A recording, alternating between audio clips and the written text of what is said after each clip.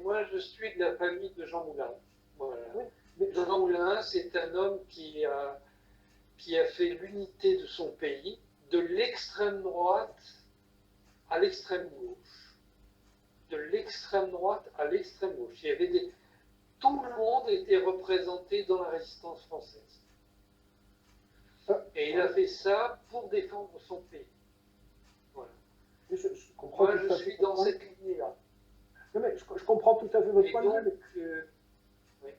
mais vous comprenez bien que si, quand George Bush a été élu, les Français ont voté Sarkozy pour suivre George Bush, et quand Obama a été élu, les Français ont voté François Hollande pour suivre Obama, finalement. Et donc, ils ont anticipé, par habituation, que Macron représentait Hillary Clinton, mais les Américains ont fait volte-face avec Trump. Il y a quand même une habituation des Français, suite à la soumission après la Seconde Guerre mondiale, de la France aux États-Unis, quand même. On le voit par le fait que les politiciens français sont systématiquement débauchés par les groupes américains. Et on peut même des personnages comme même Nicolas Dupont-Aignan a même été fait partie, c'est Pierre Hillard qui le dénonçait à un moment donné. Même Nicolas Dupont-Aignan faisait partie des dirigeants, futurs dirigeants potentiels français débauchés par les Américains ou accompagnés par les instituts américains. Ça, vous le savez pertinemment. Bien sûr. Je sais aussi qu'il s'est amendé depuis, mais bon. D'accord. Ok, oui, oui. Non, non, mais je ne critique pas Si vous voulez, Nicolas Dupont-Aignan. Hein. Je ne critique pas Nicolas Dupont-Aignan qui a eu des positions courageuses à maintes reprises, même si ce n'est pas toujours parfait. Mais c'était pour aborder ce sujet-là que vous connaissez bien et vous permettre de développer un peu. c'est euh, tous les responsables politiques français, quand ils ont une certaine envergure, sont abordés par un représentant des États-Unis d'Amérique qui leur propose de travailler pour eux. Tous. Il n'y a pas d'exception. Et ceci va, encore une fois, de l'extrême droite à l'extrême gauche. Les États-Unis ne sont pas regardants. Ils vont même payer des dirigeants communistes. Tout le monde est convaincu de ça. Personnellement, j'ai été abordé par un envoyé de Condoleezza Rice, qui était à l'époque secrétaire d'État. Beaucoup d'hommes politiques français ont certainement été contactés de la même manière, avec certainement des prix différents, mais certains ont accepté, ça c'est une évidence. Et je peux même vous dire que je pense que dans chacun des grands partis politiques français, il y a au moins une personne comme ça. Dans chacun, Moi, quand j'étais oui. Moi, quand j'étais au Parti radical de gauche, il y avait une personne au sein du comité directeur qui était comme ça. J'en suis absolument convaincu. Je sais qui c'était. D'accord. Donc il y a une pression, un chantage aussi exercé. Ce n'est pas une approche saine, ce sont des menaces et un chantage finalement. Ah, moi c'était un chantage, hein, ça c'était très clair. Mais vous savez, je ne suis pas venu ici en Syrie par hasard. Oui, mais pour certains, il n'y a pas de chantage. Pour certains, on leur propose de l'argent, ils acceptent. On voit que Macron a quand même une forte implication. On le voit avec BlackRock et ce que vous disiez. Donc ça vient pas par hasard. C'est une influence américaine certaine qui joue sur, même inconsciemment, sur les positionnements des gens qui, depuis la Seconde Guerre mondiale, ont été soumis aux Américains. Je pense que c'est ça qui explique probablement aussi une grande partie de l'élection de Macron. C'est quelque chose qui a trait à de l'inconscient et de quelque chose de subliminal, peut-être. Vous pensez pas? C'est sûrement subliminal, mais il est temps de se défaire de ça. Donc, se demander qu'est-ce qui vous fait agir comme ça. Il faut en être conscient de cette influence. Les Français n'ont jamais pu avoir de politique indépendante. Ça a toujours, de plus en plus, hein, depuis 1945, ça a toujours été sous influence extérieure. On n'a pas eu tous les dirigeants qui avaient des velléités, comme De Gaulle par exemple, qui n'étaient pas parfaits, mais tous les gens qui avaient des velléités de rester typiquement français se sont fait virer ou étaient éliminés. Oui, sur De Gaulle, moi j'insiste sur quelque chose parce que personne ne semble avoir intégré ça en France. Oui. Pour De Gaulle, pour moi, ce qui en fait un grand homme, c'est qu'il était destiné à être autre chose que ce qu'il est devenu. C'est quelqu'un qui a été capable de comprendre que spontanément, il allait commettre des erreurs et de décider de changer la direction de ce qu'il faisait. Il avait été le dauphin de Philippe Pétain et il s'est retourné contre Philippe Pétain et il est devenu le chef de la France libre. Par la suite, en 57-58, il a été choisi par les États-Unis pour maintenir l'Algérie française, alors que les socialistes étaient complètement incapables de faire ça. Donc les États-Unis ont organisé ce que normalement on appelle un coup d'État, parce qu'on a fait voter l'Assemblée nationale entourée par les parachutistes, donc c'est quand même bien un coup d'État. Il a été imposé par les États-Unis avec cette mission d'empêcher l'Algérie de devenir indépendante et de passer dans le camp soviétique. Il a, au départ, les premiers mois, continué la politique de répression de la résistance algérienne, et puis très vite, il s'est rendu compte que c'était absurde. Et il a décidé de changer. Et donc, il a décidé de reconnaître l'indépendance de l'Algérie. Les États-Unis se sont immédiatement retournés contre lui. Vous savez que la CIA a financé une quarantaine de tentatives d'assassinat contre lui qui ont été opérées par l'OAS. L'OAS, c'était entièrement une organisation imaginée par les États-Unis. Et lui n'a rien dit à ce moment-là. Et entre 1961 et 1966, il s'est appliqué à prendre le contrôle de tous les éléments qui étaient passés sous domination US. Donc de reprendre le contrôle des armées et de la police. C'est quelque chose de, moi je trouve, de tout à fait phénoménal d'avoir réussi à faire ça. Et en 1966, tout d'un coup, il est apparu à la télévision, il a dit « Merci beaucoup les États-Unis, mais l'OTAN n'a plus besoin de nous ici à Paris, le siège de l'OTAN était à Paris, et vous avez 15 jours pour quitter le territoire. » Alors, Après de l'expulsion de l'OTAN jusqu'en mai 68, il est allé mener partout dans le monde des opérations contre les États-Unis. Je peux vous répondre très vite par rapport à ça. Je connais une partie de ce que vous dites parce qu'en travaillant sur l'assassinat de Kennedy, la CIA qui a essayé d'assassiner De Gaulle, ce sont les mêmes réseaux qui se sont retournés contre Kennedy. Hein. Il faut le savoir, c'est que ils ont utilisé l'expérience des gens de l'OAS dans la tentative d'assassinat sur De Gaulle contre Kennedy. Il faut le savoir parce que en travaillant, si vous voulez, une tentative d'assassinat sur De Gaulle en 62 a été déjouée par les services français.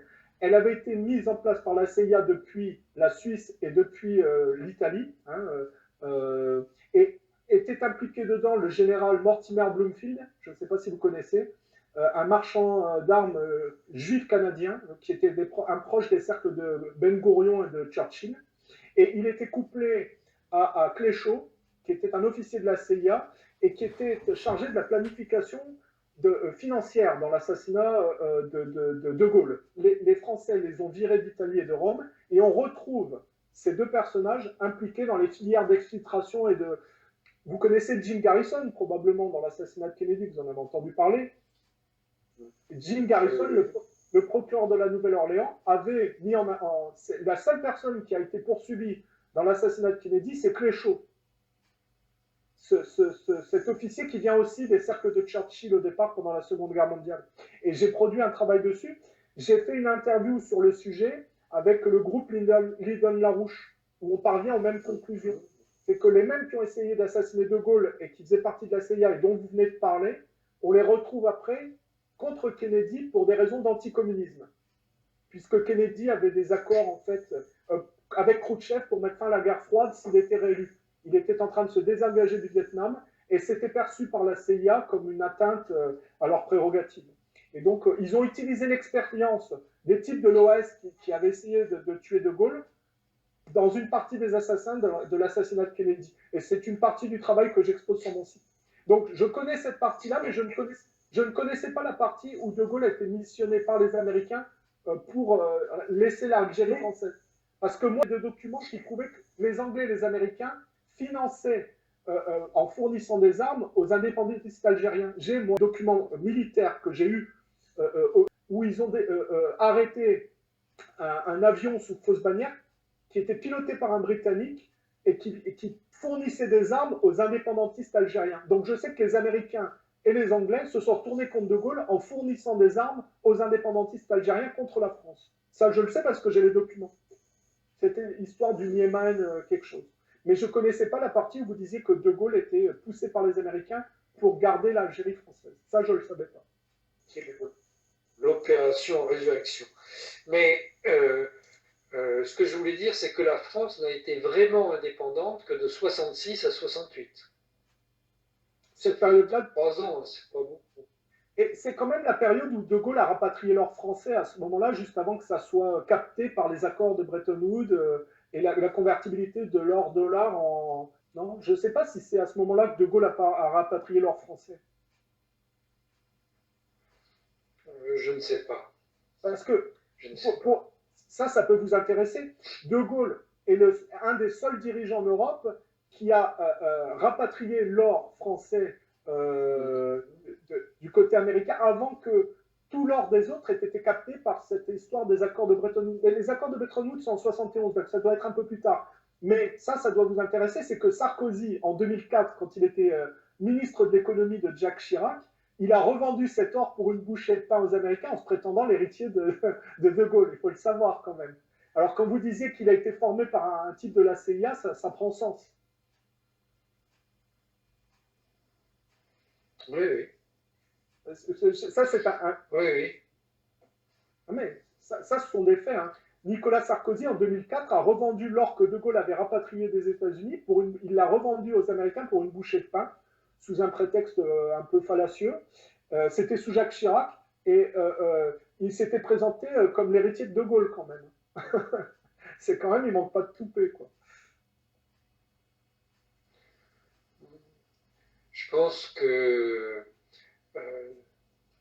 ce que l'on aime chez De Gaulle, c'est ce qu'il a fait pendant la Deuxième Guerre mondiale, c'est le retournement qu'il a eu contre Pétain et le retournement qu'il a eu sur la question algérienne. C'est ça qui en fait un grand homme.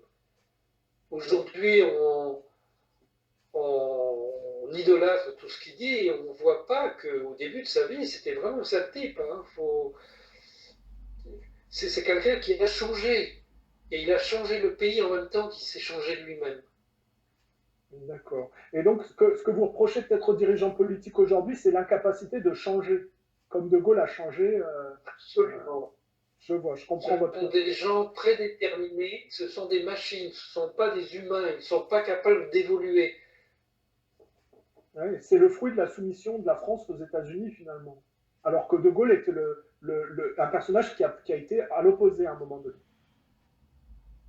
Oui, mais je pense que c'est d'abord la question de la médiocrité des gens aujourd'hui, des responsables politiques aujourd'hui, par rapport à ce qu'a été un homme politique comme Charles de Gaulle, qui vient d'un milieu d'extrême droite, antisémite, la pire des choses, et qui devient ce républicain à la fin. C'est incroyable ce parcours.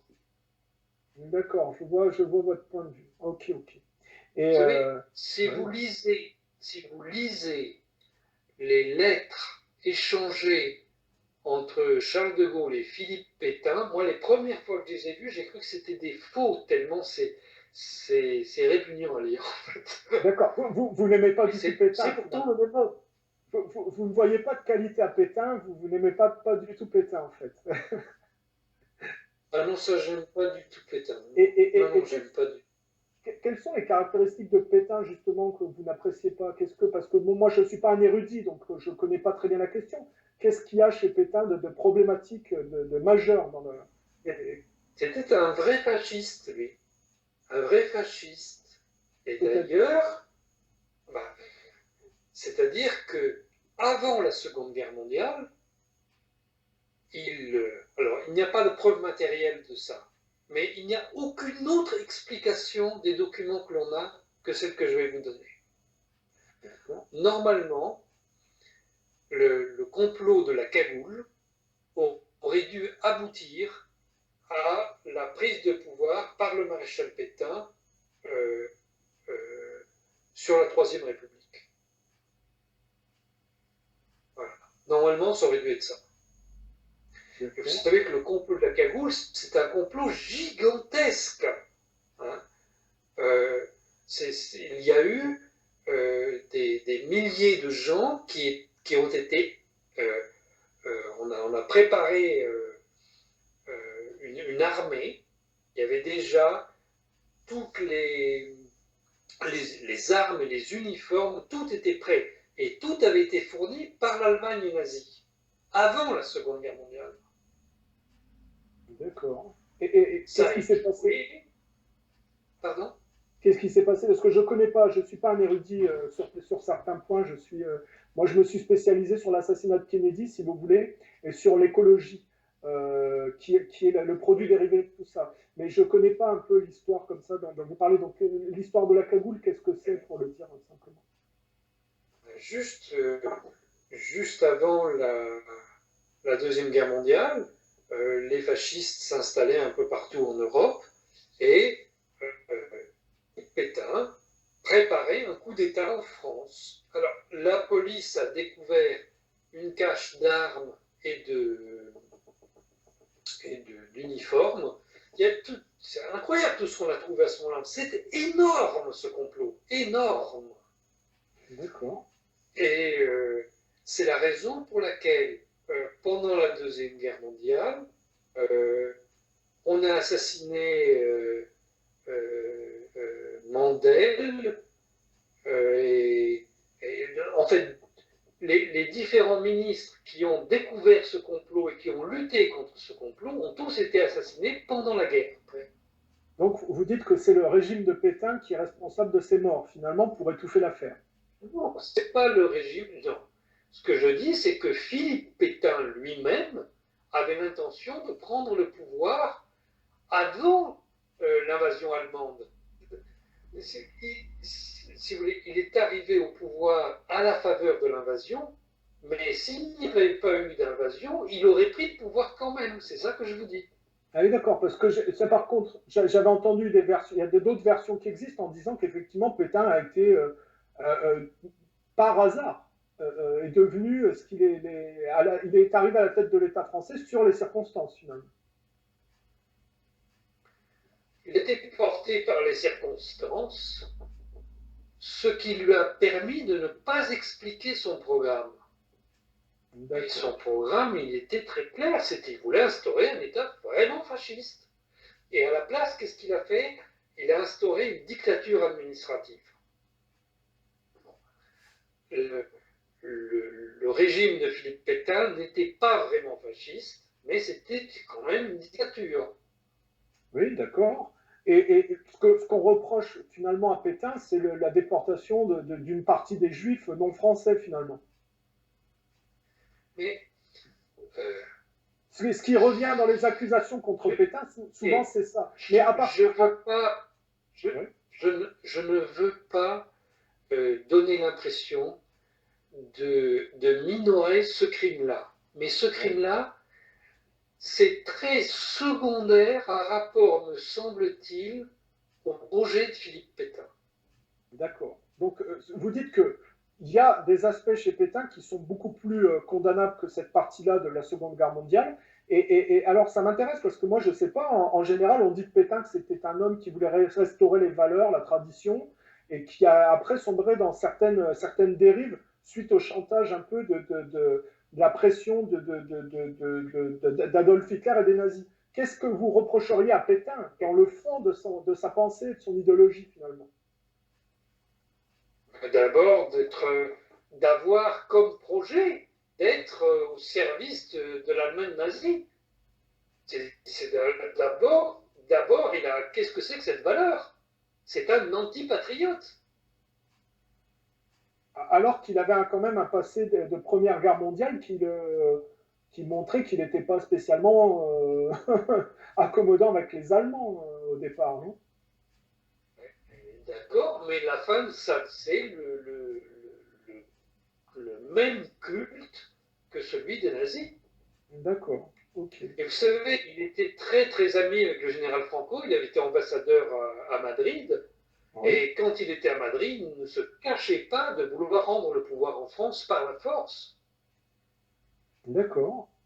Mais qu'est-ce qui terrorise tant les gens sur cet aspect fasciste en général? Qu'est-ce que vous reprocheriez directement? Parce que moi, je fais partie d'aucun groupe, mais au départ, moi, comment dire, j'observe la société française. J'ai une culture un peu différente puisque je viens d'un pays. Mes parents sont des immigrés qui viennent d'un autre pays au départ, donc je découvre un peu la culture française, même si je suis né en France. Je ne connais pas, moi, ces antagonismes, mais je vois que les gens sont terrorisés dès qu'on parle de Pétain, de Franco. Ils ont plus la capacité de rester raisonnés par rapport à Adolf Hitler. Moi, excusez-moi, hein, quand je regarde l'histoire, j'apprécie pas plus Pétain, Hitler que Churchill et Roosevelt ou Staline. Hein. Pour moi, il n'y en a pas un qui vaut mieux que l'autre, hein, pour être honnête. Bah, écoutez, moi j'ai quelques critères. D'abord, il y a des gens qui ont cherché à servir l'intérêt de leur pays, de la population de leur pays, et pas d'autres. Deuxièmement, il y a des gens qui ont considéré que tous les hommes étaient égaux, et il y en a d'autres qui ont considéré qu'il y avait une hiérarchie, il y avait des gens qui valaient plus la peine que d'autres. Et troisièmement, euh, certains ont défendu les libertés individuelles et d'autres n'en avaient rien à faire. Donc je pense que c'est des personnes très différentes que vous avez citées là. Bah, écoutez, oui, je comprends votre point de vue, mais après, moi, vous voyez, moi, je m'entends avec tout le monde. Je fais des interviews. Vous voyez, Harley Schlanger est un juif américain d'origine qui est issu de l'Europe de l'Est au niveau immigrationnel. Il fait partie du groupe Larouche. Il a un point de vue. Moi, j'interviewe tout le monde et je n'ai pas de problème. Moi, personnellement, je vois la Seconde Guerre mondiale comme une planification intentionnelle d'une passation de pouvoir entre l'Angleterre économique et les États-Unis économiques au détriment de l'Europe. Et je pense que pour moi, hein, la manière dont ça s'est mis en place a été totalement pensé et planifié depuis l'Angleterre et les États-Unis contre l'Europe. Et je pense que si les Américains ont financé les nazis pendant la Seconde Guerre mondiale jusqu'à la toute fin et ont fait assumer aux Russes l'impact des nazis, c'était pour amoindrir, si vous voulez, affaiblir le plus des concurrents pour pouvoir prendre ensuite l'hégémonie économique. Ça, c'est ce que mon travail me permet de comprendre. Donc, c'est vrai que... Je ne pense pas que ce soit tout à fait ça. Parce que déjà, je ne pense pas que les États-Unis aient planifié la Seconde Guerre mondiale telle qu'elle a eu lieu. Ce qu'ils avaient planifié, c'était de soutenir l'Allemagne nazie contre l'Union soviétique. Ça, c'est très clair. Ouais. Et c'est la raison pour laquelle ils ne sont rentrés en fait en guerre tout à fait à la fin 41, début 42. Et encore, ils sont arrivés à la toute fin, en 44, à vraiment intervenir. Parce que vous parlez du Pacifique quand vous parlez du 41-42. Mais oui. On parle pas du Pacifique. Oui, parle pas de 44. Moi, je pense qu'ils sont intervenus pour empêcher. Oui, je pense que moi, c'est les Russes qui ont gagné la Seconde Guerre mondiale pour moi, et les Américains sont intervenus à la toute fin pour les empêcher d'empocher le gâteau. Ça ne fait aucun doute. Bien sûr, bien sûr. Bien sûr. La première préoccupation des États-Unis, ça n'était pas contre l'Allemagne nazie, c'était contre l'Union soviétique. C'est très clair, ça. Parce que... Donc, ils se sont alliés avec les soviétiques à un moment donné, mais en réalité, quand on regarde sur la plus longue période, la guerre froide qui a suivi, c'est clair que pour eux, la période 42-45, c'est une parenthèse dans la guerre qu'ils ont livrée sur une longue période à l'Union soviétique. Oui. Oui, d'accord. Bah oui. Mais vous ne voyez pas une planification Donc, intentionnelle de... D'accord. Non, mais je pense qu'ils ont été entraînés dans la guerre mondiale, qu'ils n'avaient pas prévu d'aller se battre en Europe comme ça. Parce que Ensuite, ouais. oui. Parce que vous savez quand même Pardon. que beaucoup de gens aux États-Unis ne voulaient pas entrer en guerre, mais que Roosevelt a été quand même le principal, comment dire, propagandiste de cette guerre. Et vous parliez Oui. du Pacifique, ça ressemble quand même, cette histoire de Pearl Harbor, à un 11 septembre en amont. Hein. Tout à fait, oui, dans la mesure où il est attesté, prouvé, ça a même été prouvé devant les tribunaux aux États-Unis, que l'état-major US, alors on n'a pas prouvé pour le président, mais on a prouvé pour l'état-major, qu'il avait connaissance à l'avance de l'attaque japonaise. Oui. Oui. Bah, même qu'ils l'ont provoqué, hein. On peut aller jusque-là aussi. Hein. C'est surtout ça, moi, que Alors, j'ai découvert. non, je veux dire, non, les États-Unis ont fait un blocus autour du Japon qui a contraint le Japon à intervenir contre eux. On peut le dire de cette manière, qu'ils les ont forcés, mais enfin, ils auraient pu agir différemment. Bien sûr. Et donc, vous disiez, le second point, c'était quoi? Parce que le second point, c'est pareil, je pense que les Britanniques n'avaient pas pensé que les nazis les attaqueraient. Ah oui, d'accord. Ça, ils n'avaient pas pensé à ça. Puisque ce sont les Britanniques qui ont fait échec aux, à toutes les tentatives de l'Union soviétique de faire un barrage au nazisme. Alors, les Français aussi, puisque il y a eu je cherche son nom à l'instant, mais un ministre français a conclu un accord de paix, de coopération avec l'Allemagne nazie. Puis après, il y a eu les accords de Munich qui encouragent l'Allemagne à continuer sa progression dans tous les territoires où il y a des gens qui parlent l'allemand et lui donne une partie de la Tchéquie. Donc, les Britanniques encourageaient l'Allemagne nazie contre l'Union soviétique. Avant de se retourner contre... Parce qu'ils ont encensé Adolf Hitler avant de se retourner contre lui. Juste une parenthèse. Est-ce que vous avez une coupure d'électricité chez vous? Tout est noir derrière? Tout est noir derrière, oui. Alors, je peux allumer ici, j'ai ça, si vous voulez, mais j'ai pas plus. Non, vous mais embêtez ça pas. va revenir dans quelques minutes. Voilà. Mais je vais devoir vous laisser, là, je crois. Je suis en train de me rendre compte.